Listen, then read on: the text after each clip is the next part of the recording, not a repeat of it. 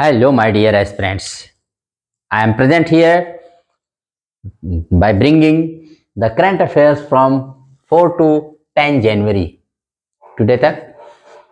और let us start. First question is, who inaugurated Bharat ग्रामीण महोत्सव 2025? अभी किसने इनॉग्रेट किया है ग्रामीण भारत महोत्सव 2025 को इनॉग्रेट किसने किया है? ए में है नरेंद्र मोदी और ए में है नरेंद्र मोदी, बी में है अमित शाह, सी में है पीयूष गोयल, डी में है नन. इसका राइट आंसर है नरेंद्र मोदी, हमारे प्रधानमंत्री. ग्रामीण को फोकस करते हुए ग्रामीण का विकास, गांव बढ़े तो देश बढ़े, इस योजना के तहत ग्रामीण भारत महोत्सव 2025 का न्यू दिल्ली के भारत मंडपम में इसका भव्य उद्घाटन किया गया. और इन्होंने 18वां भारतीय प्रवासी दिवस भी भुवनेश्वर में इनॉग्रेट किया है अभी. ठीक है, इसको भी जानते रहिएगा अच्छे से. और उसके बाद इन्होंने कारी मतलब सेंट्रल आयुर्वेद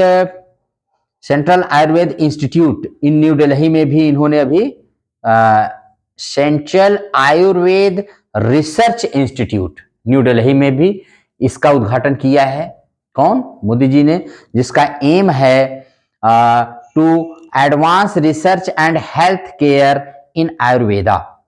जो एरिया में 2.92 एकड़ में ये बनेगा और इसका 187 करोड़ इसका बजट है. किसका? कारी का सेंट्रल आयुर्वेदा रिसर्च इंस्टीट्यूट. तो ये आप जानते रहिएगा, बहुत इंपॉर्टेंट है.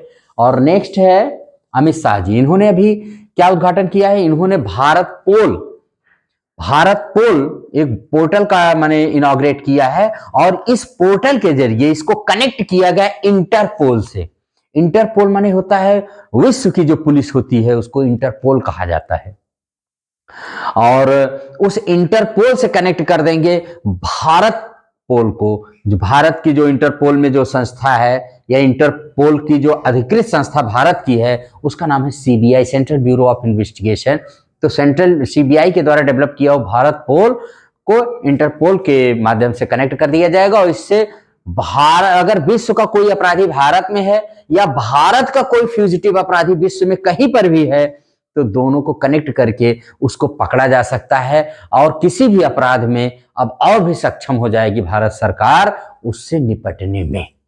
तो Bharatpol connected to Interpol, developed by CBI and inaugurated by Amit Shah ji in New Delhi. Remember this also. Next question is अच्छा हाँ, नेक्स्ट क्वेश्चन है जो भाई हमारा कौन सा है? हु इनॉग्रेटेड पंचायत से पार्लियामेंट 2.0 इनिशिएटिव. किसने इनॉग्रेट किया? ओम बिरला, तुहिन कांता पांडे, अरुणीश चावला, राजनाथ सिंह. तो राइट आंसर है ओम बिरला जो स्पीकर हैं लोकसभा के, उन्होंने किया. इन्होंने एक और काम किया है और इसको 6 जनवरी 2025 को किया है. ये the program aims to empower 52 elected women representatives of states and UTs in 22 states and UTs. जो शेड्यूल्ड ट्राइब्स की वीमेन जो चुनी गई हैं उनके एम्पावर की बात इसमें की गई है. पंचायत से पार्लियामेंट 2.0 का उद्घाटन अभी किया है, इनॉग्रेट किया है. इन्होंने एक और किया है इनॉग्रेशन, जानते रहिए. हाँ, इसको ऑर्गेनाइज किसने किया था? पंचायत से पार्लियामेंट या panchayat to parliament National Commission for Women ने with Lok Sabha secretariat and Ministry of Tribal Affairs. इन सब के साथ इसने किया था एनसीडब्ल्यू ने. NC National Commission for Women, राष्ट्रीय महिला आयोग के द्वारा यह ऑर्गेनाइज किया गया था. उद्घाटन किया लोकसभा स्पीकर ओम बिरला जी ने. इन्होंने और एक किया था, ओम बिरला आल्सो इनॉग्रेटेड गांधी दर्शन आर्ट गैलरी न्यू दिल्ली में. इसका भी उद्घाटन उन्होंने किया है. इसमें 80 कलाकारों ने माने गांधी से related to show the Gandhi's gallery legacy. Gandhi's की लिगेसी माने उनकी क्या उनकी पहचान है उसको दिखाने के लिए एक आर्ट गैलरी बनाई गई थी और उसका उद्घाटन ओम बिरला जी ने किया है. रिमेंबर इस साल. दूसरा उसमें जो तुहिन कांत पांडे जी हैं इनको के बारे में जान लीजिए. Tuhin Kanta Pandey appointed as the new revenue secretary under Ministry of Finance. Ministry of Finance के ये रेवेन्यू सेक्रेटरी नियुक्त किए गए हैं. ठीक है. और एक नाम है इसमें अरुणीश चावला। ये क्या है, ये appointed as the secretary of DIPAM. DIPAM क्या है, department of investment and public asset management under the finance ministry. ये दीपम के सेक्रेटरी नियुक्त किए गए हैं अरुणीश चावला। और लास्ट में नाम है राजनाथ सिंह जी, जो हमारे यहाँ के डिफेंस मिनिस्टर हैं और लखनऊ से एमपी हैं ये। तो ये क्या करेंगे, he will chair the meeting of ambassadors in New Delhi. ये एम्बेसडर्स की जो मीटिंग होगी न्यू दिल्ली में, उसको ये एड्रेस करेंगे, उसको ये चेयर करेंगे, अध्यक्षता करेंगे। Remember it also. Next question is where is aerospace 2025 to be held. कहां पर एरो स्पेस 2025 का आयोजन किया जाएगा। Bengaluru, Greater Noida, New Delhi, Bhubaneswar. इसका right answer is Bengaluru, that is the capital of Karnataka. Karnataka की राजधानी है भाई, दक्षिण का राज्य है भारत का। और ये इसका 15वां एडिशन है। 10 फरवरी से 14 फरवरी के बीच में एडिशन माने किया जाएगा। एल हांका एयर फोर्स स्टेशन पर, जानते एल हांका एयर फोर्स स्टेशन जानते रहे, वैसे भी क्वेश्चन बन सकता है वेयर इज एल हांका एयर फोर्स स्टेशन। एशिया का सबसे एशियाज लार्जेस्ट एरोस्पेस शोज होगा और पहले 3 दिन इसमें कमर्शियल एक्टिविटीज को शो किया जाएगा, जबकि 13 और 14 को जो इवेंट्स होंगे वो जनरल पब्लिक में, आम लोगों के लिए रहेंगे। इसको भी रिमेंबर रखिएगा, वेरी वेरी इंपॉर्टेंट है, ठीक है। और इसकी थीम जो है the runway to a billion opportunities. The runway to a billion opportunities मतलब ये बताता है कि इनोवेशन के जरिए कैसे भारत इनोवेशन के जरिए एरोस्पेस के क्षेत्र में कैसे वो आगे बढ़ सकता है और आत्मनिर्भर हो सकता है, इस पर फोकस डालती हुई है इसकी ये थीम 2025 की। इसको भी, और दूसरा नाम है इसमें ग्रेटर नोएडा। तो ग्रेटर नोएडा जानते हैं उत्तर प्रदेश का सबसे विकसित इंडस्ट्रियल एरिया है, ठीक है, जो गौतम बुद्ध नगर में पड़ता है। कहां पड़ता है, गौतम बुद्ध नगर में। और उत्तर प्रदेश की 60 से 70% इनकम जो है ग्रेटर नोएडा से होती है, अकेले ग्रेटर नोएडा से। और यहां पर 18वां संस्करण किसका, 8th addition of Indus food 2025 जो 8 से 10 जनवरी यानी आज समाप्त हो जाएगा, का उद्घाटन किसने किया, तो हमारे यूनियन मिनिस्टर चिराग पासवान ने। और इसका एम क्या है, ये एशिया का टॉप फूड ट्रेड एग्जीबिशन है। एशिया के जो टॉप फूड, इसमें कई देशों के लोग, इंटरनेशनल बायर और इंटरनेशनल ट्रेड के मतलब बहुत सारे लोग फूड इंडस्ट्री से जुड़े हुए, वो सब इसमें भाग लिए हैं। या कह लीजिए Asia's leading food and beverage trade show है। एशिया का सबसे बड़ा खाने पीने का ये शो प्रदर्शन हो रहा है, कहां, ग्रेटर नोएडा में, ठीक है। और इसकी जो एम क्या है, to boost trade and farmer incomes. Trade को बढ़ावा देना, व्यवसाय बिजनेस को बढ़ावा देना, और इन फार्मर की इनकम को, किसानों की आय को बढ़ाना। तो 8वां संस्करण इसका हुआ है अभी ग्रेटर नोएडा में, इसको रिमेंबर रखिएगा, वेरी वेरी इंपॉर्टेंट। उसके बाद है न्यू दिल्ली। न्यू दिल्ली में तो बहुत सारे प्रोग्राम अभी ऊपर हुए ही है, ये मोदी जी और इन्होंने जो किया है। एक नाम है Bhubaneswar. Bhubaneswar is the capital city of Orissa. और उड़ीसा जिसकी पहली कैपिटल कटक होती थी, जो महानदी किनारे है, जहां पर सुभाष चंद्र बोस जी का जन्म हुआ था। भुवनेश्वर में अभी 18वां भारतीय प्रवासी दिवस का उद्घाटन किया गया। तो जानते रहिए, आज 10 को ये समाप्त हो रहा है, 8 से 3 दिवसीय था ये, 8 से 10 जनवरी। और आज हमारे यहाँ के राष्ट्रपति इसका वेल्डेक्ट्री या फेयरवेल स्पीच देंगी इसको।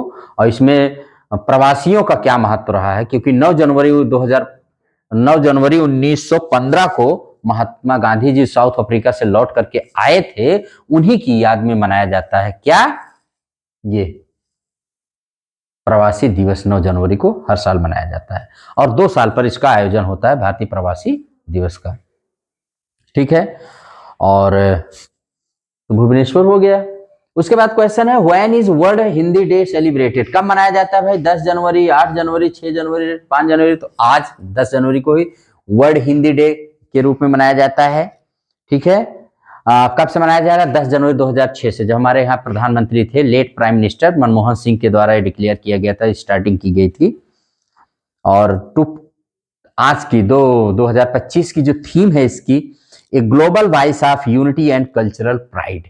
ए ग्लोबल वॉइस ऑफ यूनिटी, या ऐसे के लिए Hindi, a global voice of unity and cultural pride. आज हमारे हिंदी का विस्तार होता ही चला जा रहा है, अच्छी बात है भाई। एम क्या है? To promote Hindi language and highlight its cultural importance. Hindi को बढ़ावा देना, इसके कल्चरल इंपॉर्टेंस को बढ़ावा देना, माने हाईलाइट करना। और आप जानते हैं कि 1949 में यूनाइटेड नेशन की जनरल असेंबली में जब पहली बार हिंदी को बोला गया था, तो वहां पर उसकी याद में इसको मनाया जाता है, इसको याद रखिएगा। वैसे भारत के, हमारे यहाँ भारत की नेशनल लैंग्वेज तो नहीं है और ऑफिशियल लैंग्वेज है, ठीक है, राष्ट्रीय भाषा नहीं है, लेकिन राज की भाषा, राजकाज की भाषा है, इसको आप जानते रहिए हिंदी। और उसके बाद है 8 जनवरी को, जान लीजिए, तो 8 जनवरी को हम लोग मनाते हैं अर्थ रोटेशन डे। जो अर्थ रोटेट करती है उसको मनाया जाता है 8 जनवरी को। और 6 जनवरी को world day of war orphans, world day of war orphans, यानी अनाथ लोग जो युद्ध में या वायलेंस से हो जाते हैं, उनके बच्चों के, उन बच्चों के लिए, उन लोगों के लिए world day of war orphans, अनाथों के लिए मनाया जाता है विश्व दिवस। इसकी 2025 की थीम है ऑर्फन लाइव्स मैटर। इसका मतलब किस पर स्ट्रेस देती है वो? ऑर्फन लाइव्स मैटर, यानी कि अनाथों की जिंदगी भी मायने रखती है। और this theme stresses global responsibility for their welfare. ये बताती है कि ये विश्व की जिम्मेदारी है, विश्व की जिम्मेदारी है कि इन अनाथों की भी कल्याण की बात करें, इनके कल्याण के बारे में सोचे और समझे, ये रिस्पॉन्सिबिलिटी है। और क्यों मनाया जाता है? वाई? तो आप जानिए, raising awareness of challenges faced by children orphaned by war and violation. War और वायलेंस के द्वारा, वार एंड वायलेंस के द्वारा जो बच्चे अनाथ हो गए हैं, उनके प्रति जागरूकता पैदा करना।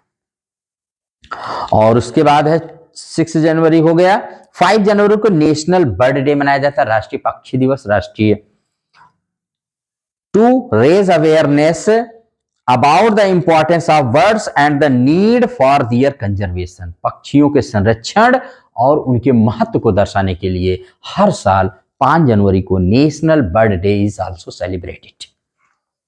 और उसके बाद टुडेज लास्ट क्वेश्चन है, who is officially joined the 10th member of BRICS. अभी किसने मेंबर, 10वें मेंबर के रूप में ब्रिक्स में मान्यता दी गई। ब्रिक्स जानते रहिए, ब्राजील है, रसिया है, इंडिया है, एंड चाइना है, साउथ अफ्रीका है, इनका ग्रुप था। लेकिन अब इसमें 10 सदस्य हो गए। 10वें ग्रुप में अभी इंडोनेशिया को इसमें क्या दी गई है? मेंबरशिप लिया है इंडोनेशिया को।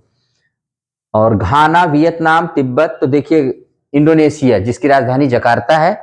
और 2025 का जो रिपब्लिक डे है 2025 के, वहां के जो प्रेसिडेंट हैं प्रबोवो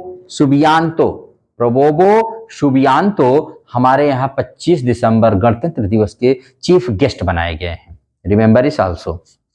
और उसके बाद है, क्या इत्तेफाक है कि 1950 में जब पहला गणतंत्र दिवस मनाया गया था, तो इंडोनेशिया के ही राष्ट्रपति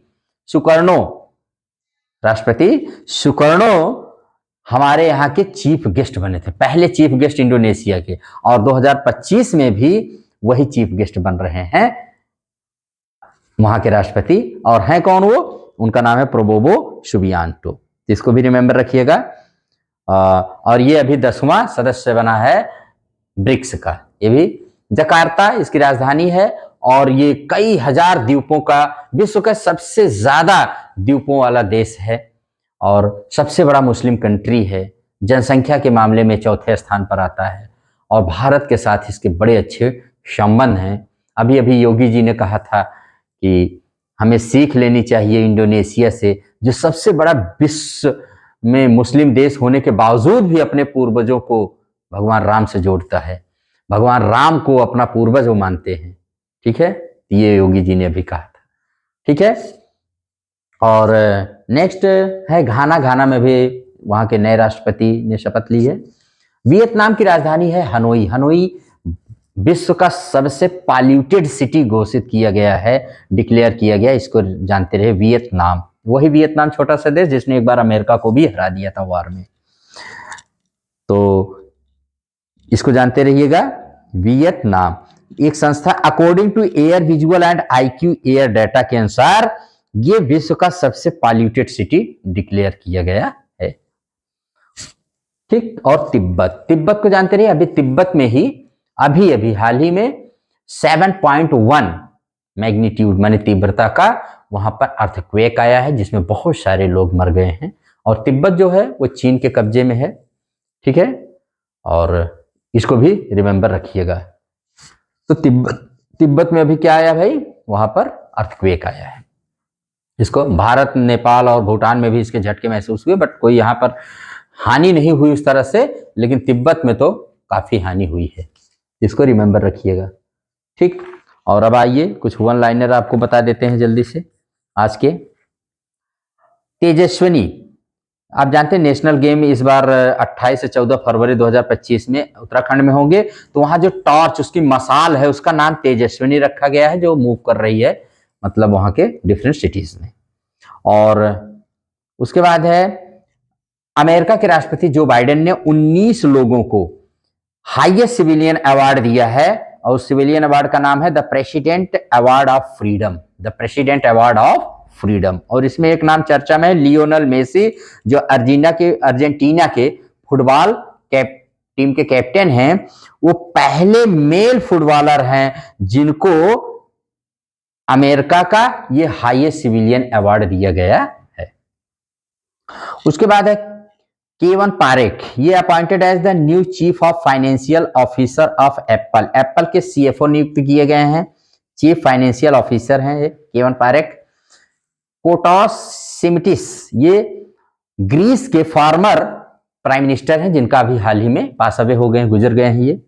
डॉक्टर राजगोपाला चिदम्बरम, ये बहुत ही फेमस भारतीय साइंटिस्ट हैं और न्यूक्लियर साइंटिस्ट रहे हैं, बहुत फेमस, जिन्होंने 1974 में बुद्धा स्माइलिंग प्रोजेक्ट के तहत और 1998 में ऑपरेशन शक्ति के तहत भारत के न्यूक्लियर प्रोग्राम में अहम भूमिका निभाई थी। तो याद रखिएगा, डॉक्टर राजगोपाला चिदम्बरम, महान साइंटिस्ट अब इस दुनिया में नहीं रहे।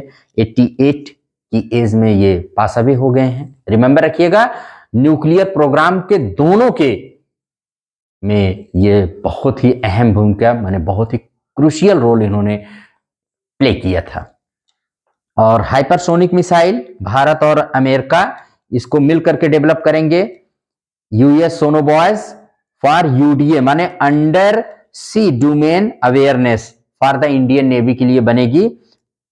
यह this is a type of high technology device for tracking submarines in deep sea and oceans. Deep sea और ओशियंस में जो सबमरीन्स रहेंगी उनको भी ये पता लगाएगा।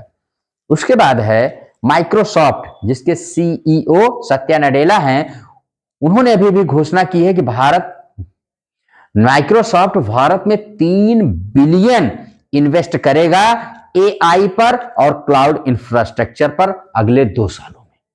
अगले 2 सालों में एआई एंड क्लाउड इंफ्रास्ट्रक्चर पर माइक्रोसॉफ्ट भारत में $3 बिलियन इन्वेस्ट करेगा। This is a great news.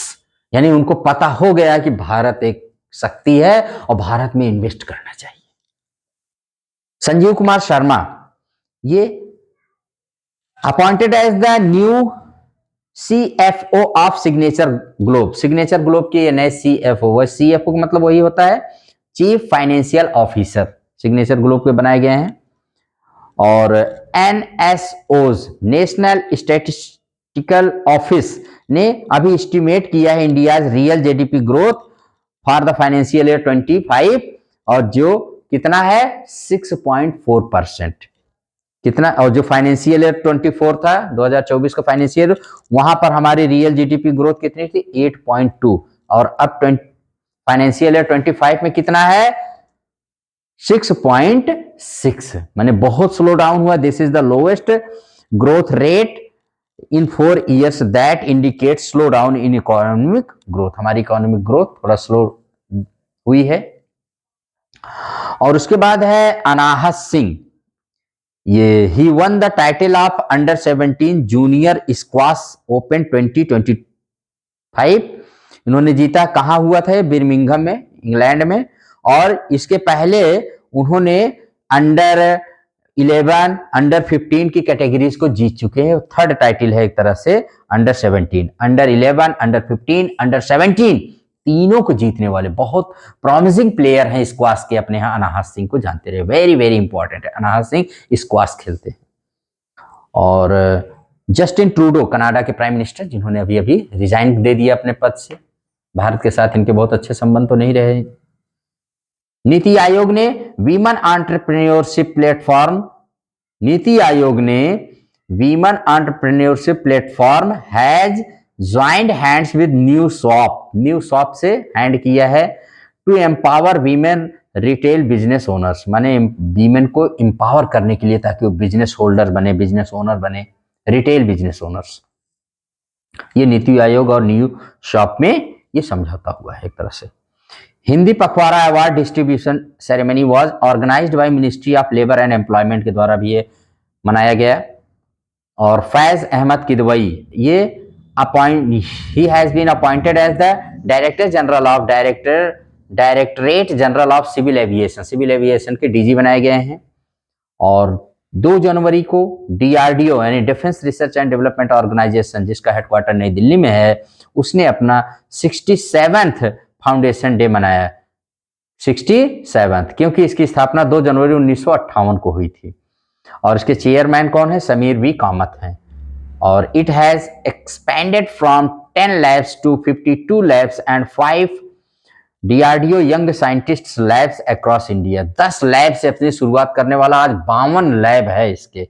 और डीआरडीओ आप जानते हैं, DRDO focuses on advanced defence technologies in missiles, aircraft, vehicles, naval systems, electronics and life sciences.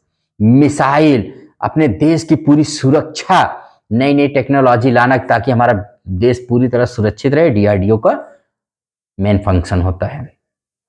और UN observes 2025 as the international year of glaciers preservation.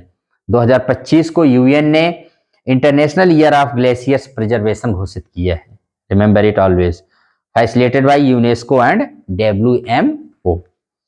और BIS के बारे में जान लीजिए। BIS का फुल फॉर्म होता है ब्यूरो ऑफ इंडियन स्टैंडर्ड्स, जिसकी स्थापना क्या, ये भारत सरकार का राष्ट्रीय मानक निकाय है। 6 जनवरी 1947 को ISI की स्थापना हुई थी। ISI बोले तो मतलब इंडियन स्टैंडर्ड इंस्टीट्यूशन, जो BIS एक्ट 1986 के द्वारा, पार्लियामेंट एक्ट के द्वारा इसका नाम ISI का नाम कर दिया गया BIS। भारत में सारे मानक स्थापित करना BIS का काम होता है। कौन कौन से, जैसे आप कह सकते हैं, develops and publishes Indian standards, certifies products, work to ensure consumer safety and implements hallmarking का भी काम BIS करता है। और BIS is a member of ISO का मतलब होता है इंटरनेशनल ऑर्गेनाइजेशन फॉर स्टैंडर्डाइजेशन, विश्व का जो मानक निकाय है ISO, and IEC international electrotechnical commission, ये दोनों का मेंबर है। और विश्व में अगर आपको व्यापार करना है तो वैश्विक व्यापार का क्या मानक है वो आपको BIS ही बताता है। BIS has been designated as the WTO TBT inquiry point in India. BIS provides necessary help in global trade, ताकि आप ग्लोबल ट्रेड करने जाएं और आपको कोई दिक्कत ना हो। ये BIS, इसका हेडक्वार्टर नई दिल्ली में है। और मैंने स्थापना बता दिया 6 जनवरी 1947 को इसकी स्थापना ISI के रूप में हुई थी, जो 1986 में इसका नाम बदल करके कर दिया गया BIS, माने bureau of Indian standards. Understand? हाँ, फिल्म मेकर प्रीतीश नंदा मशहूर फिल्म मेकर थे और उनका निधन हो गया है। हाँ, प्रीतिश नंदा के बारे में जान लीजिए। उन्होंने चमेली, सुर, हजारों ख्वाहिशें ऐसी जैसी बहुत सारी फिल्में उन्होंने प्रोड्यूस किया। The illustrated weekly off India के संपादक रहे हैं और 1998 से 2004 के बीच महाराष्ट्र राज्यसभा में शिवसेना के सांसद रहे हैं। अंग्रेजी में इन्होंने 40 से अधिक किताबें लिखी हैं। इनको आप जानते रहिए, बहुत इंपॉर्टेंट है। और उसके बाद है भाई, मध्य प्रदेश सरकार ने पार्थ योजना शुरू की। कौन सी योजना? पार्थ। इसका फुल फॉर्म है Parth, police army recruitment training and हुनर। Police army recruitment training and हुनर पार्थ योजना लॉन्च की वहां के मुख्यमंत्री मोहन यादव जी ने। ठीक है। इस योजना के तहत राज्य सरकार खेल और युवा कल्याण विभाग के माध्यम से प्रदेश में संभागवार 10 स्थानों पर पार्थ सेंटर खोलने जा रही है। और इसमें वह लोग जो इन क्षेत्रों में जाना चाहते हैं उनको क्या किया जाएगा? उनको ट्रेनिंग दी जाएगी। ठीक है, इसको भी याद रखिएगा। मार्टिन गॉप्टिल, ये न्यूजीलैंड के बल्लेबाज रहे हैं जिन्होंने इंटरनेशनल क्रिकेट से संन्यास लेने की घोषणा। ठीक। और केंद्रीय मंत्री अश्विनी वैष्णव ने महाकुंभ 2025 को समर्पित गीत किया लॉन्च। और महाकुंभ है, विशेष गीत क्या है? महाकुंभ है। इसको भी याद रखिएगा। और इस गीत को लिखा है आलोक श्रीवास्तव ने, संगीत है क्षितिज तारे का और सिंगर है कैलाश खेर ने। ठीक। और इसके अलावा ये तो था दूरदर्शन का। इन्होंने ही, अश्विनी वैष्णव ने ही आकाशवाणी की एक कंपोजिशन जय महाकुंभ आकाशवाणी का है और महाकुंभ है ये दूरदर्शन का है। याद रखिएगा दोनों। तो दूरदर्शन ने भी तैयार किया है और आकाशवाणी ने भी तैयार किया है। हाँ, महाकुंभ है गीत को दूरदर्शन ने तैयार किया है, जय महाकुंभ ये आकाशवाणी ने तैयार किया है। तो दोनों को जानते हैं, दोनों का माने गीत को किसने उद्घाटन किया है? दोनों लॉन्च किया गया किसके द्वारा? केंद्रीय सूचना और प्रसारण मंत्री अश्विनी वैष्णव के द्वारा। आप जान रहे 13 जनवरी से 26 फरवरी 2025 तक 45 दिनों तक महाकुंभ उत्तर प्रदेश के प्रयागराज में आयोजित किया जा रहा है। वी नारायणन इसरो के नए चेयरमैन बनाए गए। इसको भी आप जानते रहिए, बहुत ही इंपॉर्टेंट है ये भी। और अमेरिका के कैलिफोर्निया में भयंकर आग लगी हुई है, तो ये भी आप जानते रहिएगा, वेरी इंपॉर्टेंट है। ठीक है। प्रधानमंत्री मोदी जी ने देश का 69वां रेलवे डिवीजन माने उद्घाटित किया। क्या नाम है? जम्मू देश का 69वां रेल डिवीजन होगा। अब यह उत्तर रेलवे जोन फिरोजपुर में आता था अभी तक, अब ये खुद ही जोन मतलब डिवीजन हो गया है। और अभी तक देश में कुल 17 जोन और 68 डिवीजन है, ये 69वां डिवीजन है। ठीक है। जम्मू रेल डिवीजन में उधमपुर, श्रीनगर, बारामूला रेल लिंक को कवर किया जाएगा। इसको भी याद रखिएगा, वेरी वेरी इंपॉर्टेंट। मोदी ने नमो भारत रेल कॉरिडोर का भी उद्घाटन किया है। केंद्र सरकार ने अंतर्राष्ट्रीय छात्रों के लिए 2 स्पेशल कैटेगरी में वीजा पेश किए हैं। गृह मंत्रालय ने ये किया है। ठीक है। एक है ई स्टूडेंट वीजा और दूसरा है ई स्टूडेंट एक्स वीजा। दोनों को याद रखिएगा। देवजीत सैकिया ही बीसीसीआई के सेक्रेटरी बनेंगे। और अंतरिक्ष में भेजा गया लोबिया 4 दिन में अंकुरित हुआ। 30 दिसंबर को श्रीहरिकोटा से स्पेडेक्स यानी space docking experiment mission launch किया गया था। उसमें लोबिया वहां पर जम गया भाई, भारतीय वैज्ञानिकों ने जमा दिया है। कांग्रेस ने जय बापू, जय भीम, जय संविधान कैंपेन की शुरुआत की कर्नाटक के बेलगांव से और जिसका समापन करेंगे मध्य प्रदेश के इंदौर में महू में, जहां पर माने अंबेडकर जी का जन्म हुआ था। इसको आप याद रखिएगा। मध्य प्रदेश के मुख्यमंत्री डॉक्टर मोहन यादव ने 21वीं राष्ट्रीय बाल विज्ञान कांग्रेस का उद्घाटन किया और इस वर्ष का थीम है, विषय है स्वास्थ्य और कल्याण के लिए पारिस्थितिकी तंत्र को समझना, स्वास्थ्य और कल्याण के लिए पारिस्थितिकी तंत्र को समझना। राष्ट्रीय बाल विज्ञान कांग्रेस एनसीएससी की शुरुआत 1993 में हुई थी। ये भारत सरकार के विज्ञान और प्रौद्योगिकी विभाग के तहत संचालित एक मंच है। जय बापू जय भीम जय संविधान जो अभियान चल कांग्रेस ने, बेलगावी के बारे में बता दें। बेलगावी वो जगह है जहां से लोकमान्य तिलक ने 1916 में अपना होम रूल लीग आंदोलन शुरू किया था और 1924 में बेलगावी अधिवेशन में कांग्रेस का ऐसा पहला और आखिरी अधिवेशन था जिसकी अध्यक्षता महात्मा गांधी ने की थी। यहीं से कांग्रेस ने जय बापू जय भीम जय संविधान अभियान की कैंपेन की शुरुआत की है। इसका समापन 26 जनवरी को डॉक्टर भीमराव अंबेडकर की जन्मस्थली मध्य प्रदेश के महू में होगा। और वरिष्ठ मलयालम पत्रकार एस जयचंद्रन नायर का हुआ निधन। ठीक है, इनको केरल कौमुदी और समकालिका मलयालम जैसी पत्रिकाओं के प्रमुख रहे हैं कई बार। इनकी आत्मकथा एंटे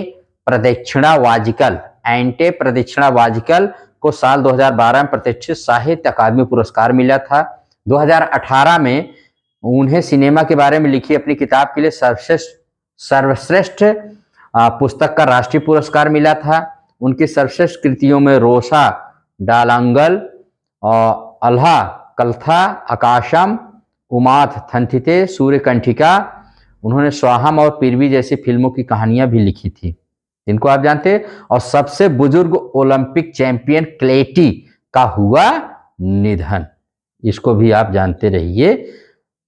एग्नेस क्लेटी हंगरी की रहने वाली थी और उन्होंने ओलंपिक में 10 मेडल जीते थे जिसमें 5 गोल्ड थे। ठीक है, वो 1952 में हेलेंस्की ओलंपिक और 1956 में मेलबर्न ओलंपिक में गोल्ड मेडल जीते थे।